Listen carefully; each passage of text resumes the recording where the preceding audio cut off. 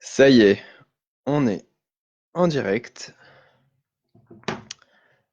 Bonjour, bonjour. Il y a toujours un petit décalage, donc on va laisser les gens se connecter tranquillement. Moi, je vais partager cette vidéo sur le groupe.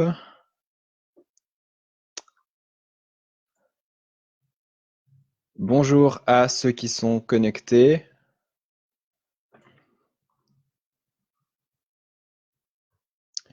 Alors, 1, 2, 3, 4. Si vous êtes dans le coin, si vous me voyez, n'hésitez pas à me mettre un commentaire, un petit OK, ça marche, un petit on t'entend pas Tristan ou quelque chose dans ce type-là. Euh, Moi, je m'occupe de partager la vidéo sur mon groupe.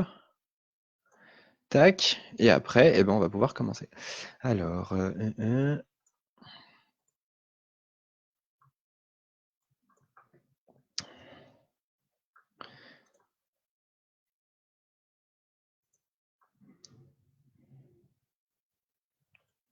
et voilà, on est partagé. Bonjour tout le monde. On va prendre un petit peu de temps pour laisser ceux qui ont besoin de se connecter arriver. Alors,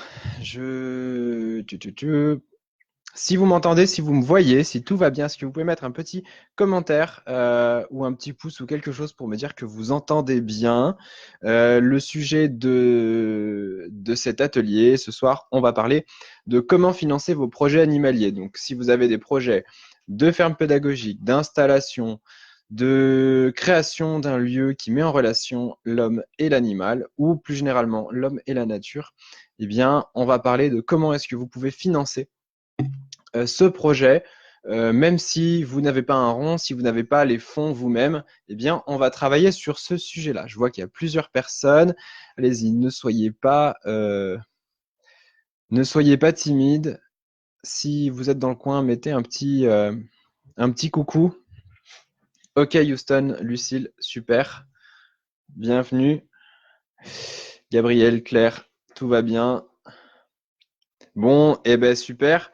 Euh, Alors, donc dans ce live, je vais vous parler un petit peu de comment est-ce que vous pouvez démarrer votre projet, le faire financer.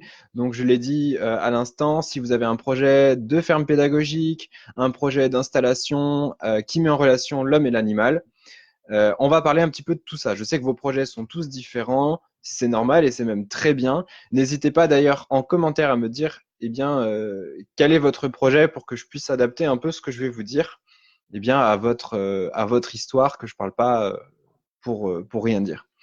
Euh, Très rapidement, les petites règles du jeu sur comme on est sur un live Facebook, malheureusement, je ne peux pas vous partager mon écran. C'est vrai que d'habitude, quand je fais des formations, j'aime bien montrer un écran avec montrer certains sites internet, montrer des pages, montrer des présentations. Là, vous allez voir que ma tête, mais si besoin, si vous avez besoin de compléments, on pourra en parler après en privé. Également, si vous avez des questions, eh bien tout se passe dans la section commentaires avec courtoisie et politesse. Personne ne se bat dans le chat et ça se passera bien. Alors du coup, rapidement, qui je suis pour vous raconter tout ça. Donc moi, je m'appelle Tristan Ferré, je suis formateur, coach et consultant et je suis spécialisé dans l'entrepreneuriat animalier. Donc j'ai accompagné pas mal de projets justement d'installation, de personnes qui voulaient s'installer pour ouvrir au public un lieu qui met en relation l'homme et l'animal. Donc des fermes pédagogiques, des lieux un peu plus atypiques, des parcs qu'on pourrait qualifier de parcs animalier. Euh, et voilà, chaque projet a a sa couleur et a son image. Lucille, un projet de médiation animale et éducatrice spécialisée, plus un médecin généraliste. Ok, effectivement, Lucille, je me souviens de ton projet. On avait commencé un petit peu à en parler ensemble. Bon, bah, chouette. Euh, du coup, en fait, cette expertise que j'ai vis-à-vis des montages de projets fait que je suis en contact permanent avec des personnes qui financent justement les projets, que ce soit des banques, des financeurs associatifs, des institutions, des organismes publics qui peuvent financer. Et c'est pour ça que je vais pouvoir un petit peu vous aider sur ces sujets-là. Avant, si ce n'est pas déjà fait, eh bien, vous pouvez, ça me fera très plaisir, aller liker la page des entrepreneurs animaliers. Ce sera toujours un plaisir de pouvoir vous envoyer des informations régulièrement. Bonsoir Émilie, bienvenue. Tu n'as rien loupé, ne t'inquiète pas, on est en train de démarrer. Et donc, alors, ce que je vais vous dire ce soir se base principalement sur l'article que j'ai déjà publié il y a 2 jours, qui s'appelle Comment financer son projet animalier ou sa ferme pédagogique. Donc, je vais vous résumer un petit peu les quelques éléments et puis l'idée, c'est de les préciser en fonction de ce que vous allez me dire, me poser comme question. Donc, n'hésitez pas à poser les questions au fur et à mesure et j'essaierai d'y répondre au mieux possible.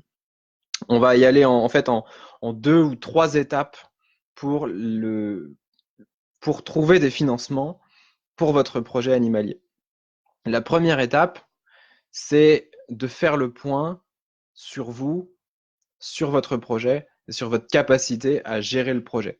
Donc, dans cette première étape, eh bien, on n'a pas à débourser un centime, on n'a pas à créer le projet, on est juste en phase de réflexion, de préparation. Mais en fait, cette phase, c'est la plus importante. Parce que quand vous allez vous retrouver face à un financeur, face à un méchant banquier ou à un méchant financeur public, eh bien, si vous n'avez pas fait cette préparation en amont, vous allez avoir des questions bloquantes, vous allez vous rendre compte des lacunes de votre projet, des lacunes de son montage, ou tout simplement des éléments que vous ne connaissez pas, que vous ne maîtrisez pas. Donc c'est important de le savoir et c'est important de le mettre en place. Et du coup, c'est la première information que je voulais vous donner ce soir, puisque ça ne fait pas partie, enfin, je ne le dis pas expressément dans l'article, mais c'est la réalisation de votre business plan et de votre étude de marché. Moi, j'entends beaucoup de gens qui se demandent comment on fait un business plan parce qu'ils doivent rencontrer une banque. Mais en fait, le business plan, vous allez d'abord le réaliser pour vous, l'étude de marché également. C'est très important de le faire. C'est pas quelque chose qu'on fait pour faire plaisir à son banquier, c'est quelque chose qu'on fait pour soi, pour connaître soi-même son propre projet et pour identifier toutes les failles. Parce que c'est pas en construisant une maison et à la fin on voit qu'il y a des fissures un peu partout et on se dit comment je vais faire pour boucher les trous. Non, il faut identifier là où on va avoir les failles pour pouvoir ensuite eh bien, les combler avant qu'elles n'arrivent. Donc, cette première étape, c'est faire le point sur vous-même et sur votre projet. Ça va se faire même en plusieurs sous-étapes. La première, c'est faites un point sur vous-même, sur vos compétences. Est-ce que vous avez toutes les compétences pour créer votre projet? Je vous donne un exemple. Vous avez envie de créer une ferme pédagogique, eh bien, il y a plusieurs compétences qui vont être, que vous allez avoir à mettre sur la table. La compétence du métier, donc savoir faire de la pédagogie, savoir faire de la médiation animale, si c'est votre projet, connaître ses publics, connaître comment est-ce qu'on fait pour accueillir ces publics, etc. Ça, c'est une connaissance métier, elle est fondamentale et si vous ne la connaissez pas, il faut absolument eh bien, apprendre à la connaître et à la maîtriser. Mais une fois qu'on a fait ça, eh bien, on n'a pas fini. Parce que vous êtes à la fois intervenant en médiation animale ou intervenante, ou alors dans le cadre d'une mission pédagogique, eh bien, animateur, animatrice en pédagogie, mais vous êtes aussi chef d'entreprise ou d'une association. Et à ce titre, vous avez des obligations de sécurité, vous avez des obligations d'hygiène et vous avez des obligations administratives. Et donc, vous devez savoir si vous êtes capable, à l'instant, là, aujourd'hui, maintenant, si vous connaissez vos obligations et si vous êtes capable d'y répondre. Si vous n'êtes pas capable d'y répondre, eh bien, il faut lire des documents, il faut trouver. Bonjour Véronique. Bienvenue. Il faut trouver eh bien, toutes les informations pour être sûr que quand vous allez ouvrir votre établissement, il répondra aux normes, qui sera qui sera bien préparé. Donc, faites le point sur vos compétences. Qu'est-ce que vous savez bien faire et que vous aimez faire et qu'est-ce que vous ne savez pas faire? Est-ce qu'il y a des choses sur lesquelles vous n'êtes pas à l'aise et listez-les, n'ayez pas peur de mettre le doigt sur vos failles, sur vos points faibles, parce que c'est en connaissant vos points faibles que vous allez pouvoir bien soit en faire une force, soit déléguer, soit trouver quelqu'un qui fait mieux les choses que vous, parce que ça arrive. On a tous des points forts et on a tous des points faibles. Moi, quand il y a quelque chose que je ne sais pas faire, soit j'apprends à le faire, soit je le délègue à quelqu'un, mais je ne me mets pas des œillères sur les yeux et en me disant peut-être que ça passera. Voilà, quand vous avez un mur en face de vous, vous essayez soit de l'éviter, soit de freiner, ou de faire demi-tour, mais vous fermez pas les yeux pour vous le prendre en pleine tête. Donc faire le point sur vous et sur vos compétences, c'est extrêmement important. Comment est-ce qu'on peut faire ça? Eh bien, on peut se faire un petit tableau avec ce que je sais faire, ce que je sais pas faire. Et généralement, vous allez en fait essayer de lister à quoi ressemblerait le quotidien de votre projet. Si vous avez un projet de ferme pédagogique, eh bien, vous listez un petit peu quelles sont les tâches que vous allez être amené à faire régulièrement et sur lesquelles vous êtes à l'aise, sur lesquelles vous n'êtes pas à l'aise. Deuxième partie de cette première étape, qui est faire le point sur vous et sur votre projet, eh bien, on va voir quelle est votre capacité financière. C'est tout l'objet de ce chapitre, enfin de cette vidéo. Si vous êtes en train de vous poser la question du financement, c'est certainement que vous n'avez pas les financements, ou en tout cas que vous n'avez pas la totalité. Moi, je rencontre un peu tout le monde. J'ai des gens qui ont déjà la moitié du financement de leur projet, c'est-à-dire par exemple qui ont déjà le lieu. Quand vous avez déjà le lieu, c'est énorme, c'est une grosse partie et vous aurez beaucoup moins de difficultés à trouver des financements. Mais il y en a aussi qui ont peut-être 0%, 1%, 2% de tout le besoin généré par leur projet. Donc, c'est important que vous fassiez le point. Et moi, ce que j'aime bien, c'est le concept de cash burn. Donc, en gros, c'est quel argent vous êtes prêt à brûler définitivement dans votre projet. C'est-à-dire, si vous deviez monter votre projet aujourd'hui, si vous deviez investir dans votre projet, quelle somme d'argent vous avez actuellement et que vous êtes prêt à mettre dans votre projet sans savoir s'il vous reviendra un jour. En gros, si ça se casse la figure dans 6 mois, à partir de combien vous allez pleurer parce que ça vous aura mis dans une mauvaise situation.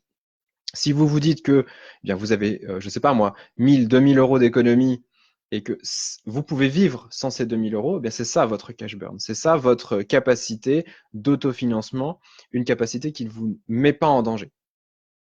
Maintenant, ça c'est la partie investissement, mais il y a une deuxième question qui est est-ce que vous avez la capacité de vivre, de survivre pendant le temps de création de votre projet? Parce que quel qu'il soit, on n'en vit pas dans les 3 jours. On ne vit pas tout de suite de son projet. Donc, vous allez vous poser la question de est-ce que vous avez des revenus qui vous permettent de tenir pendant une certaine durée, 6 mois, un an et demi, ça dépend de l'envergure de votre projet. Donc, eh bien, ces revenus, ça peut être quoi? Ça peut être un conjoint ou une conjointe. Donc, si vous avez une moitié qui est déjà un salaire et vous savez qu'avec ce salaire, ça peut faire vivre la famille, bah déjà, vous êtes quand même largement soulagé parce que vous vous dites, OK, je peux prendre le risque d'entreprendre. À partir du moment où j'ai déterminé que je ne mettrai pas plus d'argent, on ne se met pas en danger nous-mêmes. Là, le reste, on va aller chercher cet argent-là, etc. Et donc, vous avez cette possibilité. La deuxième possibilité, c'est si vous êtes demandeur ou demandeuse d'emploi. Vous avez la capacité de demander à Pôle emploi de vous laisser entreprendre plutôt que d'être indemnisé à chercher un emploi. Donc, si vous avez un projet, ça ne sert à rien de mentir à Pôle emploi et de leur faire croire que vous êtes en train de chercher un job. Ils ont la capacité de vous classer en catégorie 5 et ils arrêteront de vous harceler avec des offres d'emploi. Ils vous laisseront entreprendre. Et ils continueront à vous verser vos indemnités jusqu'à ce que vous puissiez vous verser vous-même un salaire, dans la limite des droits que vous avez déjà, bien évidemment. Pôle emploi, d'ailleurs, peut même investir dans votre projet. Ça, c'est une autre question. Mais moi, je préfère vous assurer cette sécurité d'avoir des revenus tout le temps, plutôt que qu'un investissement une fois et plus rien après. Donc ça, c'est la chose la plus importante. Qu'est-ce que vous avez comme capacité financière pour vivre pendant, eh bien, concrètement, pendant les travaux, pendant que vous menez le projet à bien, pendant que vous développez le projet, que vous allez chercher des premiers partenaires, des premiers clients, etc. Jusqu'à là, est-ce que vous me suivez bien? Émilie, Véronique, Lucille, est-ce que tout va bien? Claire, Gabriel, est-ce que je ne sais pas s'il y a un gros différé, donc si ça se trouve, je vais avoir une réponse dans une demi-heure. Mais et Sylvie, bonjour Sylvie, j'avais pas vu ton arrivée, Sylvie. Donc, est-ce que tout va bien sur ça, donc on est toujours sur la première étape. Faites le point sur vous, sur vos capacités personnelles, vos compétences et votre capacité financière. Maintenant, on continue à faire le point, mais on sort de vous et on parle de votre projet. Et la première chose à faire, avant de se focaliser sur le projet, c'est de regarder son environnement. Et ça s'appelle son marché. Donc, on va aller faire une étude de marché. Et l'étude de marché, on ne va pas aller la faire pour faire plaisir à son banquier. On ne va pas la faire pour faire plaisir à qui que ce soit. On la fait parce qu'elle est absolument nécessaire pour nous. Qu'est-ce que vous allez mettre dans votre étude de marché? Eh bien, vous allez regarder qui fait déjà quelque chose qui peut ressembler à ce que vous voulez faire. Ça s'appelle la concurrence. Vous allez regarder qui peut être éventuellement votre client et qu'est-ce qu'ils peuvent dépenser chez vous, parce qu'on ne vit pas d'amour et d'eau fraîche. On a beau faire des choses qui ont une vocation sociale, une vocation sociétale. Parfois, on est dans la thérapie, parfois on est dans la pédagogie, etc. Il n'empêche qu'il faut que quelqu'un nous paye pour qu'on puisse nourrir nos animaux et accessoirement notre famille. Donc, quel est votre marché? Qu'est-ce que vous avez la capacité de... qui est capable de vous payer dans un environnement proche? Ça ne sert à rien de faire une étude de marché nationale. Vous n'êtes pas le zoo de Beauval, vous n'êtes pas un centre mondial d'équithérapie ou que sais-je. Vous allez créer quelque chose qui va avoir une implantation locale. Si je me trompe, dites-le moi. Mais en tout cas, globalement. Alors, je vois les commentaires. Ah oui, alors ça arrive. Oui, ok. Ça n'avait pas scrollé tout seul. Oui, je prends même des notes, Émilie. Super. Tout est clair, Véronique. Super. Nickel. Bon, super. Donc, du coup, j'ai perdu. Et votre étude de marché, absolument important. Ça va vous permettre de chiffrer un petit peu votre marché, de savoir ce qui se passe autour de vous. Et on va aller même plus loin puisqu'on va analyser son environnement. Quelle est l'ambiance politique autour de chez nous? Est-ce qu'il y a des aides? Est-ce qu'il y a des politiques publiques qui encouragent ce qu'on fait? Ou est-ce qu'à l'inverse, il y a, je ne sais pas moi, une nouvelle politique qui fait que en fait, notre projet va être beaucoup moins accepté? Ou alors, il y a déjà un projet en cours qui se prépare et qui peut être mauvais? Ou inversement, il y a peut-être déjà un pôle qui est en train de se constituer pour lequel votre projet peut être complémentaire. Et donc ça, c'est une étude d'opportunité. Donc, on a vu dans cette première étape faire le point sur vous-même, sur votre capacité financière et sur votre marché. Et là, maintenant, on va rentrer dans votre projet. Donc, votre projet, vous avez certainement commencé par cette étape dès le début. Vous avez commencé à faire ce qu'on appelle rêver sur le projet. Je l'ai fait à votre place, rassurez-vous, on le fait tous. C'est quand même beaucoup plus sympa de s'imaginer dans le lieu dont on a tant rêvé et d'imaginer tous ces moindres détails plutôt que de s'amuser à faire un business plan et de chercher des financements. Donc vous avez déjà une petite idée, une idée d'innovation, une idée de quelque chose qui vous tient à cœur, une idée des animaux qu'il vous ferait, avec lesquels vous avez envie de travailler ou d'avoir une expérience. Donc vous avez une idée. Maintenant, est-ce que vous avez réfléchi à son modèle économique? Le modèle économique, qu'est-ce que c'est? C'est comment est-ce que vous vous rémunérez? Le modèle économique, c'est par quel biais va rentrer l'argent chez vous. Je m'explique. On peut avoir un modèle économique dans un même lieu, dans une même ferme pédagogique. Vous pouvez en avoir une qui fait payer des individus individuellement, donc des visiteurs. Dans ce cas, on va plus se caler sur ce qui se passe, par exemple, dans un parc zoologique. On rentre, on paye son droit d'entrée et on se balade, éventuellement avec des visites guidées ou des choses comme ça. On peut avoir plutôt une politique de rechercher des groupes très précis, très qualitatifs, entre guillemets, c'est-à-dire notamment ce qui se passe quand on fait de la médiation animale. On a un partenariat avec une institution qui nous apporte un groupe toutes les semaines, toutes les 2 semaines. On a 4-5 bénéficiaires qu'on connaît. On les connaît jusqu'à, en tout cas, un certain détail où on a une bonne connaissance de eux. Et dans ce cas, c'est un autre modèle économique. Vous pouvez avoir un modèle économique qui est complètement sorti d'une économie libérale, c'est-à-dire d'imaginer fonctionner totalement sur des subventions. Je dis pas que c'est faisable, je dis pas que c'est réaliste, mais en tout cas, c'est un modèle économique. Il y a des associations qui fonctionnent intégralement sur subvention. Qu'est-ce que ça veut dire? Ça veut dire que, en fait, personne d'autre que les mairies, etc., ne vous paye pour ce que vous faites. Et vous êtes gratuit, ouvert à tout le monde.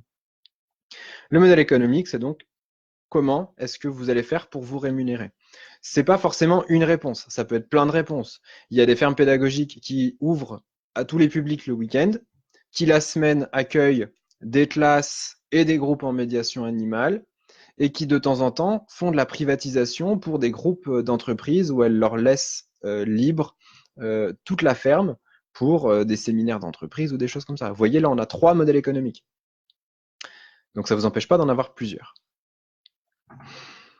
On a vu les rentrées d'argent, maintenant c'est qu'est-ce qui va sortir?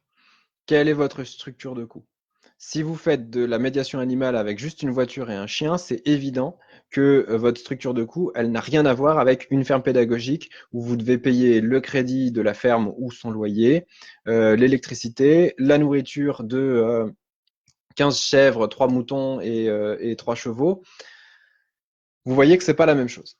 Donc dans les coûts, en fait, on distingue d'un côté l'investissement initial. Vous l'investissez une bonne fois pour toutes, c'est fait et on n'y revient pas avant une dizaine d'années. Et les coûts courants, hein, les charges courantes, le fonds de roulement. C'est l'électricité, la nourriture et bien évidemment les salaires. Et c'est important de prendre en compte son propre salaire dans la structure de coût pour voir si on est capable de se le verser ou pas. Vous allez calculer ça et enfin, vous allez déterminer avec quel statut juridique vous pouvez créer ça. Si dans votre modèle économique qu'on a vu juste avant, vous avez décidé que vous auriez, je ne sais pas moi, 20% de subvention, c'est peut-être plus pertinent d'avoir une association. Si dans votre modèle de coût, vous avez déterminé que vous auriez peut-être, je ne sais pas moi, un ou une employée, c'est peut-être plus logique d'avoir une entreprise ou une société plutôt qu'une entreprise individuelle ou une auto-entreprise pour pouvoir déduire vos charges. En fait, le statut juridique, il doit être au service de votre projet avec un et un seul objectif, enfin non, même 2 objectifs, pardon. Le premier, c'est diminuer le plus possible votre imposition et vos taxes, donc avoir un statut qui vous pompe le moins d'argent possible. Et le deuxième, c'est un statut qui vous protège, donc qui vous permet d'avoir une responsabilité la plus limitée possible et de ne pas mettre en danger votre propre vie privée et familiale. Quand on a une auto-entreprise, par exemple, on a une responsabilité illimitée. Quand on a une entreprise individuelle, également. Une fois qu'on a fait ça, eh bien, on va pouvoir monter notre business plan. Le business plan, c'est un gros document dans lequel vous racontez l'histoire de votre projet. Vous racontez son histoire, on va dire, en romanesque, d'un côté. Quel est le projet, l'origine. Si vous avez plusieurs personnes dans votre équipe, eh bien, si vous avez plusieurs personnes dans votre équipe, il va falloir les décrire et décrire en quoi est-ce qu'elles sont complémentaires, en quoi est-ce qu'elles ont de bonnes compétences pour faire telle et telle chose. C'est très important pour un financeur de montrer la pertinence de son équipe ou en tout cas des personnes qui nous entourent, qui peuvent nous accompagner, nous aider, etc. Et dans le business plan, deuxième partie, eh bien, vous allez concrètement mettre des tableaux avec des chiffres. À minima, un compte de résultat, c'est-à-dire les recettes et les dépenses, et on voit si à la fin, il y a un bénéfice. Et le bilan qui, en fait, fait un état de vos dettes et de vos créances à la fin de l'année. Quand on fait un business plan, en général, on le fait sur 3 ans ou 5 ans en fonction de ce que demandent les financeurs. Quand vous faites un bon business plan sur 3 ans, généralement, ils sont suffisamment satisfaits. 5 ans, ce serait un mensonge. Alors certains peuvent vous le demander, très honnêtement, des financeurs. Certains vont vous dire je veux un business plan à 5 ans. C'est-à-dire que là, on est en fin 2019. Vous allez devoir faire un business plan sur 2020, 21, 22, 23 et 24. Bon, moi, j'ai aucune idée de ce que deviendra mon activité dans 4 ans et demi. J'ai aucune idée de quel va être mon chiffre d'affaires et quelles vont être mes charges. franchement, vous allez devoir quasiment mentir dans votre, en tout cas, donner quelque chose de pas réaliste. Mais on fait ce que demande le banquier ou le financeur. Mais à 3 ans, c'est faisable. Parce que la première année, c'est l'année où on construit le projet. Éventuellement, on peut avoir des premières rentrées d'argent et vous êtes quand même capable de savoir un petit peu, plus ou moins, en fonction de votre capacité à aller chercher des contrats, bien si vous allez faire 1000, 10 000 ou 1 million. Ça, c'est quand même, bon, je vous donne des ordres de grandeur, mais l'idée, c'est vous êtes quand même capable un minimum de calculer ce que vous êtes capable de générer. Et les coûts, généralement, bon, c'est une addition de choses assez logiques, hein, un loyer, des salaires, des charges d'électricité, du nourrissage, des vétérinaires, etc. Et puis, à 2 ans, eh bien, vous pouvez dire que le chiffre d'affaires double ou augmente de temps, etc. Et les coûts, généralement, ils ne bougent pas énormément. Donc, on a fait notre business plan. Eh bien, une fois qu'on a fait le business plan, on arrive à la deuxième étape, c'est qu'on a notre super dossier. Alors, je vais vous en montrer un, vous voyez. Ça, c'est un business plan qui est assez ancien, mais qui, avec, vous voyez, avec qui date de 3 ou 4 ans, avec des études de concurrentielles, avec des études, hop, là on parle des Hauts-de-Seine par exemple, avec une étude sur eh bien, les principaux partenaires potentiels. Ici, vous avez les plans du lieu. Et quand on va raconter l'histoire des personnes qui s'associent pour le projet, etc. Parler de notre expertise, bien évidemment. Et maintenant, j'essaie de vous trouver la partie financière. Tac, tac, tac. C'est le plus important que je puisse vous montrer ça. Un petit CV de votre part, ça fait pas de mal non plus. Voilà. Vous voyez, voilà un business plan. Bon, on s'en fiche un peu de ce qu'il y a marqué dedans, mais en gros, des recettes, comment vous calculez vos charges. L'important, c'est pas de montrer des chiffres, c'est d'expliquer à votre financeur comment vous avez calculé ces chiffres. Parce que si vous lui balancez un truc en disant je vais faire 15 000 euros de chiffre d'affaires et par miracle, ça va être bénéficiaire, il ne vous croira pas. Si vous lui expliquez que les 15 000 euros, c'est 2 privatisations, plus 3 partenaires institutionnels qui viennent toutes les semaines chez vous, plus, je ne sais pas moi, 30 personnes qui viennent le week-end, et ça multiplié par un prix de vente, ça fait 15 000 euros. Là, il comprendra, il y croira, et il verra que c'est raisonnable. Si en revanche, vous lui balancez que vous allez faire un chiffre d'affaires de 200 000 euros la première année, il va clairement vous demander comment vous avez calculé ça. Donc, c'est important de pouvoir expliquer. Donc, on a un tableau général avec les charges et les produits et on va diviser, on va mettre des sous-tableaux, des détails de calcul. Donc, on essaie de bien le présenter. Vous voyez là, j'ai un business plan à 5 ans. Hein. Clairement, vous avez un financeur qui m'avait demandé un business plan à 5 ans, 2018 jusqu'à 2022. Voilà, et puis avec les investissements, etc. Donc des petits. Bon, si vous maîtrisez les plus, les moins et les multiplications sur l'ordinateur, ça va aller. Deuxième étape, on arrive au moment où on toque à la porte d'un financeur et on lui demande des sous. Et ça, c'est le moment qu'on n'aime pas. Parce que jusqu'à là, on était tranquille, on était chez soi, dans son canapé ou dans sa chaise en train de faire des tableaux. C'est peut-être un peu barbant à faire, mais on est tranquille. Et là, il va falloir mettre les beaux vêtements et aller défendre un projet.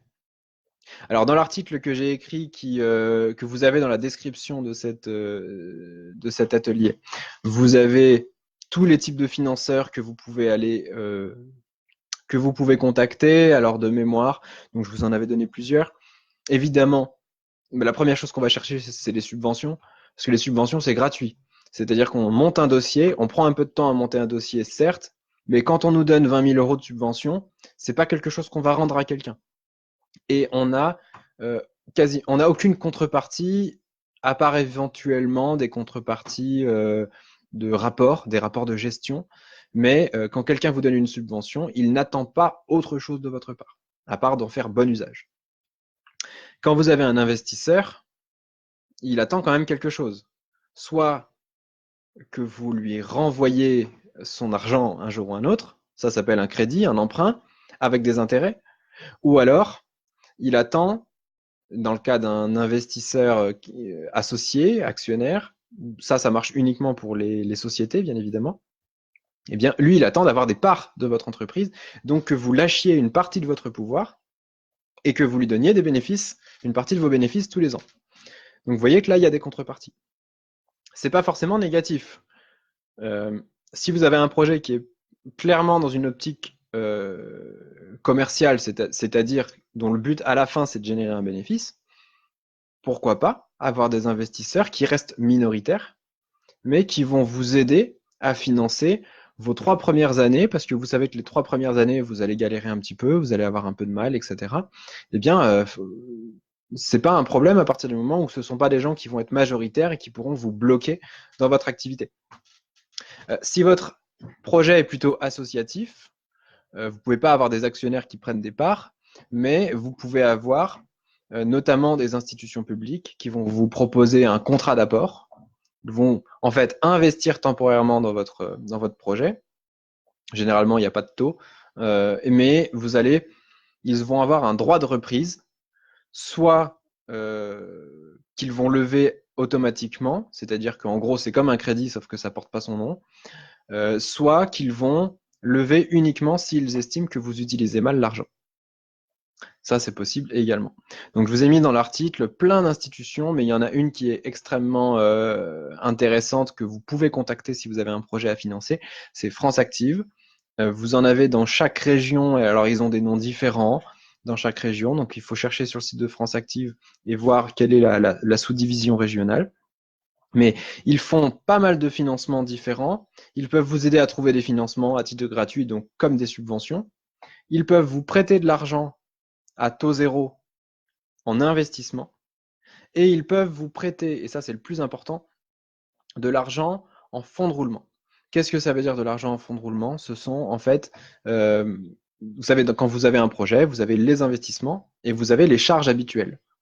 Une banque, elle sera facile à convaincre sur votre investissement initial. Parce que elle connaît bien cette logique. Investissement, retour sur investissement. Mais pour les charges habituelles, elle attend que votre projet tourne tout seul. Et ce n'est pas le cas. Parce que quand vous travaillez avec une institution, par exemple un EHPAD ou une école, encore pire, une école qui fait partie du coup d'un organisme public qui est géré par la mairie, vous avez entre le moment où vous faites la prestation d'animation vis-à-vis d'une école et le moment où elle vous paye, un gros délai. Et ces délais de paiement, eh bien, c'est ce qui peut plomber un projet. Et des entités comme France Active ou Initiative France ou la Caisse des dépôts peuvent vous aider à financer ce décalage de trésorerie que vous avez. Et qui n'est pas lié au fait que vous n'êtes pas rentable et que vous n'êtes pas bénéficiaire, mais qui est juste lié au fait que vos clients vous payent après les dépenses que vous avez. Est-ce que tout va bien? J'ai perdu personne? Isabelle, tout va bien? Je sais que tu es arrivé un petit peu après. Sylvie, Véronique, il y a toujours un petit délai. J'espère que tout va bien avec vous. Donc, très important, et l'idée, c'est que vous pouvez diversifier ces sources de revenus. Alors, bien évidemment, avoir 100% de financement qui est lié à un crédit et lié à une banque, c'est dangereux. Avoir 100% de subvention, c'est impossible. Avoir 100% de crowdfunding, c'est-à-dire de financement participatif, ça, on adore faire ça parce qu'on a l'impression que c'est mieux que les subventions. C'est de l'argent gratuit. Super, merci beaucoup pour vos commentaires. On a l'impression que c'est gratuit d'avoir ce type de financement, les financements participatifs. Mais non, parce que quand vous le faites, vous avez des contreparties. Et puis, les plateformes, généralement, elles prennent de l'argent. Alors, je vous en ai mis plusieurs dans l'article. Ulule, KissKissBankBank. Et il y en a une qui est spécialisée dans le monde agricole et, on va dire, le monde un peu rural, notamment les fermes pédagogiques. Vous avez, j'ai oublié son nom, vous le retrouvez. Comment il s'appelle? Mimosa avec 2 i. Ça, c'est bon, c'est très connu. Je les avais rencontrés au salon de l'agriculture. Franchement, pas mal ce qu'ils font. Dans tous les cas, Ils prennent une marge. Donc, c'est pas gratuit. Vous avez l'impression que c'est gratuit, mais en fait, c'est pas gratuit. Et en plus, vous allez avoir à donner des contreparties à vos donateurs. Si quelqu'un investit, un particulier vous donne 300 € pour financer votre projet, à moins que ce soit votre frère ou votre belle-mère, euh, j'espère quand même que vous allez lui offrir quelque chose en échange. Et ce cadeau, eh bien, il a quand même un coût pour vous. Même si vous lui offrez, je sais pas moi, une visite privée gratuite, eh bien, c'est un moment que vous n'aurez pas pour faire autre chose. Donc, c'est important de le savoir. Donc, la meilleure chose à faire, c'est de diversifier. Maintenant, la question, c'est comment est-ce qu'on fait, et ça, j'en ai pas parlé dans l'article, je l'ai réservé à maintenant, c'est comment est-ce qu'on fait pour, eh bien défendre son dossier, pour pas se démonter, pour pour avoir son financement. Alors, vous avez peut-être déjà une idée, mais en fait, il y a une posture à avoir, il y a une expertise à avoir. Alors moi, j'utilise les 3 E que j'aime bien quand on est en face d'un financeur, c'est expertise. Donc, c'est-à-dire, même si il y a quelque chose sur lequel on n'est pas trop au courant, eh bien, il faut se débrouiller à être expert de notre sujet. Équipe, et ça, c'est ce qui pêche dans 90% des gens que je suis et que je peux accompagner, c'est qu'on est sur beaucoup, et je suis sûr que vous êtes dans ce cas-là aussi, on est sur beaucoup de projets assez solitaires. Mais sachez que c'est très important de vous entourer de personnes qui peuvent vous aider, qui font partie plus ou moins de votre projet. Parce que les financeurs, avant même de regarder le projet, ils regardent la cohérence de l'équipe.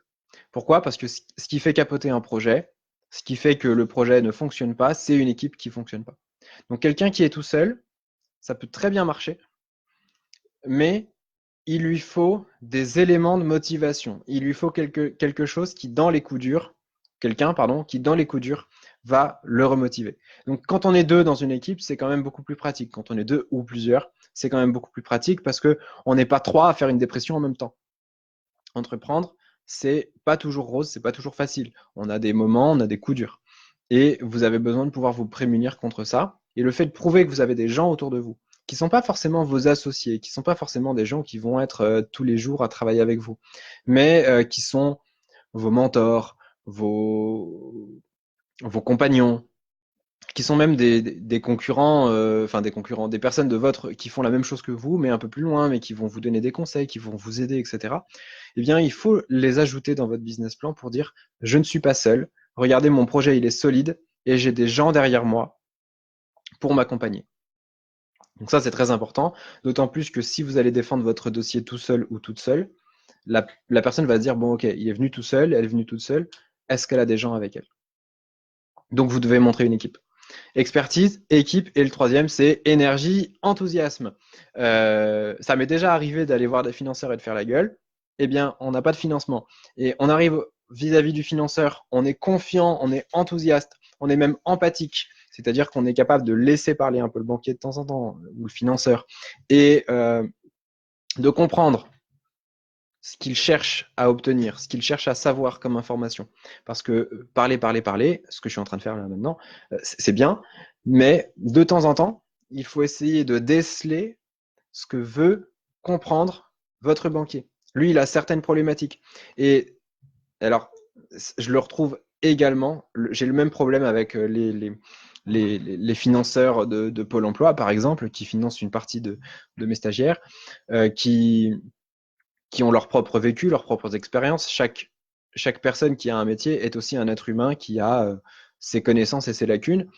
Et de toute façon, la personne que vous avez en face de vous n'est absolument pas experte de votre métier. Elle ne sait peut-être même pas ce que c'est une ferme pédagogique. Elle ne sait peut-être même pas ce que c'est la médiation animale, surtout la médiation animale. Donc, vous devez essayer de comprendre de temps en temps, lui laisser un peu des temps de respiration, des temps où c'est elle ou lui qui pose des questions pour savoir un petit peu qu'est-ce qu'il veut savoir et comment est-ce que je peux aller le rassurer. Un financeur, c'est quelqu'un qui a la hantise de faire une erreur en vous finançant. C'est pas quelqu'un qui a plein d'argent et qui se dit à qui je vais le donner. C'est quelqu'un qui, oui, a plein d'argent, mais qui a pour seule crainte le défaut de paiement. Et dans ce cas, vous devez savoir sur quoi est-ce qu'il a besoin d'être rassuré. Est-ce qu'il a besoin d'être rassuré sur votre capacité financière? Est-ce qu'il a besoin d'être rassuré sur l'implantation de votre projet? Est-ce qu'il a besoin d'être rassuré sur votre équipe? Est-ce qu'il a besoin d'être rassuré sur vos propres compétences? Et dans ce cas, il va falloir lui montrer que vous êtes formé et que vous êtes en train de vous former, que vous êtes accompagné sur telle et telle thématique, etc. Le fait d'avoir des institutions publiques comme France Active derrière vous, ça va vous booster le truc aussi. France Active, par exemple, peut garantir vos prêts bancaires. Eh bien, la garantie des prêts bancaires, c'est-à-dire France Active vous dit, eh bien, si vous allez voir un banquier, il va vous demander une garantie personnelle. Il va vous demander de gager votre maison ou votre compte en banque. Si jamais le projet pro devait avoir un dysfonctionnement. Eh bien, vous n'avez peut-être pas envie de faire ça. Votre conjoint, votre conjointe est peut-être pas forcément emballé. Ou alors, c'est pas possible. Eh bien, France Active peut garantir à votre place un prêt bancaire. Et alors là, je peux vous dire que quand vous allez voir un financeur et que vous lui dites, j'ai une garantie financière de France Active, ce qui est assez facile à avoir quand même, croyez-moi, vous aurez beaucoup moins de mal à avoir un financement. Expertise, équipe, enthousiasme. Et puis, perspective. Perspective pour vous, perspective pour lui. J'ai déjà vu des projets où les personnes, pour convaincre leur banquier ou leur financeur, disaient non mais vous inquiétez pas, de toute façon je ne vais pas plomber les finances du projet, je ne vais pas me rémunérer pendant 3 ans. En pensant que ça ferait plaisir au banquier, en disant bah du coup vous voyez je suis économe, j'accepte de travailler bénévolement pendant 3 ans sur le projet, et puis après on verra, je me rémunérerai peut-être un SMIC au bout d'un certain temps. Le banquier il n'a pas envie de ça. Il a envie que le projet soit suffisamment solide et viable pour que vous puissiez vous rémunérer rapidement un vrai salaire décent. Donc plus qu'un SMIC et plus que dans 3 ans, plus vite que dans 3 ans. Donc ça, c'est une erreur à éviter, c'est de lui montrer qu'en fait, vous n'avez pas de perspective financière de vous verser des salaires, parce que ça veut dire que le projet, il est quand même pas suffisamment solide. Et puis des perspectives économiques pour lui, c'est-à-dire lui montrer que les rentrées d'argent, vous allez les avoir assez rapidement, que vous avez la capacité d'aller chercher des clients, que vous avez la capacité de démarcher des institutions durables. Parce que les visiteurs qui viennent le week-end et qui payent 3 € leur entrée, c'est plus fluctuant que de venir voir le banquier et de lui dire, vous voyez, j'ai déjà en fait 4 institutions, je sais pas moi, un EHPAD, un IME, un ITEP et puis autre chose, qui sont intéressés pour travailler avec moi, ou je travaille déjà avec eux en itinérance et ils sont prêts à venir dans ma ferme ou dans mon lieu. Eh bien déjà, vous lui donnez une perspective. Vous lui montrez que votre business plan, c'est pas que des chiffres, c'est pas que des prévisions, mais ça se base sur une réalité et votre capacité à concrétiser votre business plan. Voilà, déjà, on a pas mal avancé. Je voudrais, alors je sais qu'il y a toujours un petit délai, mais je voudrais prendre déjà vos questions, si vous en avez, pour parler un petit peu de vos projets. Ça va peut-être prendre un peu de délai entre les deux, mais allez-y, n'ayez pas peur de poser vos questions si vous en avez. Quelle que soit l'étape, hein, si vous avez même pas encore commencé à monter votre projet, si vous avez des questions sur le business plan ou sur vous allez bientôt voir un banquier ou un financeur, ou alors vous allez bientôt monter une campagne de financement participatif et vous ne savez pas comment on va se lancer. Allez-y, si vous avez des petites questions, je les prendrai avec plaisir. En attendant, du coup, le temps que les questions arrivent, je vous fais un rapide récap pour ceux qui sont arrivés un petit peu en retard, des 2 grosses étapes qu'on a vues ensemble dans ce petit atelier. Eh bien, première étape, faites le point sur vous-même et sur votre projet. Donc, on avait divisé ça en 4 sous-parties. Vous, vos compétences, quelles sont vos compétences, quels sont vos points faibles et comment est-ce que vous allez pouvoir les remplacer ou les limiter. Votre capacité financière, quel est l'investissement que vous pouvez mettre et que vous êtes prêt à perdre si le projet devait mal se passer, et pendant combien de temps vous pouvez vivre sans revenu, c'est-à-dire est-ce que vous avez des indemnités Pôle emploi, est-ce que vous avez un conjoint ou une conjointe qui peut vous aider à financer votre projet.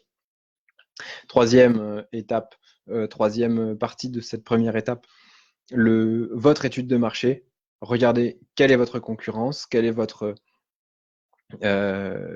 quelles sont vos opportunités, quelles sont les institutions qui sont autour de chez vous qui pourraient vous apporter des clients, des bénéficiaires, des visiteurs, que sais-je. Et puis enfin, quels sont les contours de votre projet, à quoi va-t-il ressembler, quelle va être sa structure de coût, quelles vont être vos contraintes, quelles vont être vos obligations et comment est-ce que vous allez concrétiser tout ça. Une fois qu'on a répondu à ces 4 éléments de cette première étape, on a fait le point, on a monté son business plan, on a monté ses prévisions, etc., etc. On va aller à l'attaque chercher des financeurs. Subventions, emprunts, investisseurs privés, financement participatif. Dans tous les cas, eh bien, vous devez démontrer votre expertise, une bonne équipe et un enthousiasme et une énergie à toute épreuve.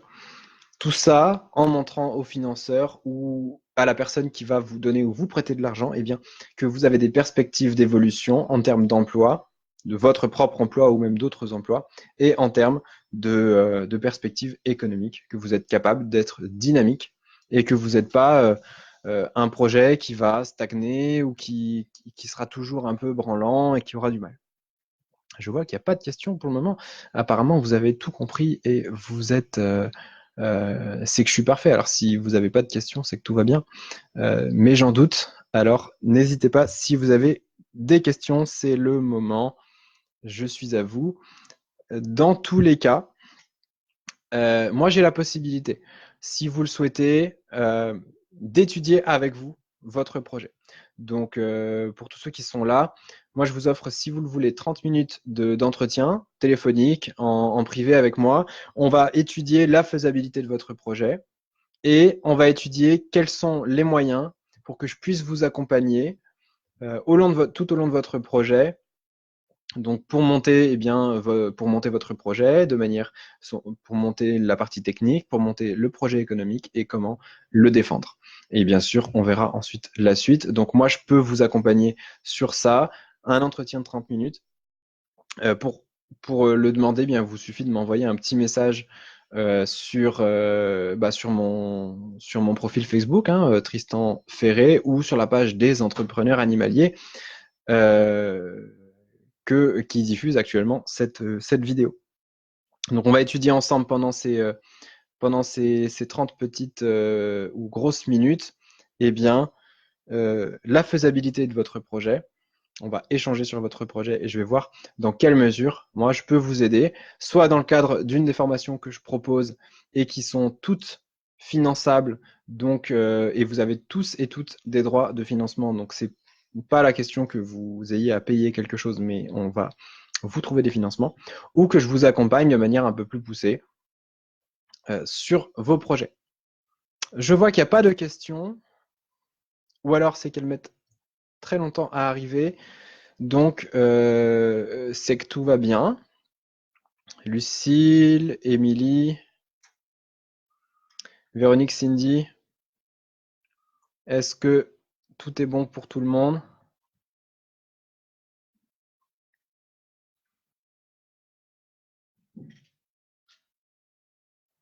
Eh bien, écoutez, petit message en privé de la part de Gabriel. Donc, n'hésitez pas. Moi, je vous propose donc cet échange. On prend une demi-heure au téléphone, on discute de la faisabilité de votre projet, un petit peu de quel est un peu ce rêve que vous avez ou cette envie. Super, nickel Lucille. Donc, on fait ça, on étudie ensemble vos droits parce que vous avez tous et toutes des droits. Je vous rappelle qu'on est en fin d'année et que vous avez des droits de formation que vous allez perdre au 31 décembre. Donc, si vous ne les avez pas encore utilisés, eh bien, n'hésitez pas. Il y a forcément moi, je sais que je peux vous accompagner sur pas mal d'étapes de votre projet animalier. Donc, eh bien, vous me contactez et on en parle. Je vois que les commentaires, c'est qu'il y a un gros différé. Pas de questions concrètes pour l'instant. tout début du projet. Émilie, n'hésite pas, si tu veux qu'on parle de ton projet, même qui est à l'état embryonnaire, eh bien, il y aura pas de souci, on en parlera avec grand plaisir. Tout est OK pour moi, Cindy. J'ai tout compris, bah, c'est super, ça fait plaisir. Émilie, de rien, avec plaisir. Véronique, on reste en contact, il n'y a pas de souci. Alors, si tout va bien pour vous et que vous n'avez plus de questions, eh bien, on va en rester là. Moi, je vous remercie énormément d'avoir suivi cet atelier. À la base, il ne devait pas y avoir grand monde et finalement, vous êtes venus, donc c'est chouette. Et je suis très preneur si vous avez des retours à me donner ou même d'autres sujets que vous avez envie de voir sous un même format, de voir si le format vous a plu ou si justement, j'en parlais au début, si ça vous a manqué de ne pas voir, de ne pas pouvoir voir bien un écran, une présentation, et si ma tête vous insupporte au bout d'un moment, eh bien dites-le moi en message privé ou en commentaire. À très bientôt. On se souhaite une bonne soirée, à très bientôt et portez-vous bien.